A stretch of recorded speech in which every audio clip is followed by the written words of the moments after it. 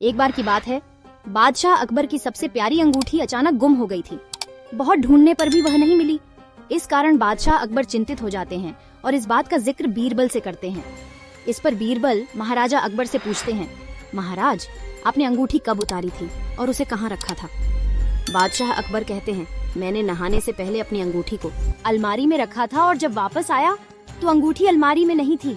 फिर बीरबल अकबर से कहते हैं, तब तो अंगूठी गुम नहीं चोरी हुई है और यह सब महल में साफ सफाई करने वाले किसी कर्मचारी ने ही किया होगा। ये सुनकर बादशाह ने सभी सेवकों को हाजिर होने को कहा। उनके कमरे में साफ सफाई करने के लिए कुछ 5 कर्मचारी तैनात थे और 5 हाजिर हो गए। सेवकों के हाजिर होने के बाद बीरबल ने उन सभी को कहा, महाराज की अंगूठी चोरी हो गई है जो अलमारी में रखी थी। अगर आप में से किसी ने उठाई है तो बता दे, वरना मुझे अलमारी से ही पूछना पड़ेगा। फिर बीरबल अलमारी के पास जाकर कुछ फुसफुसाने लगे।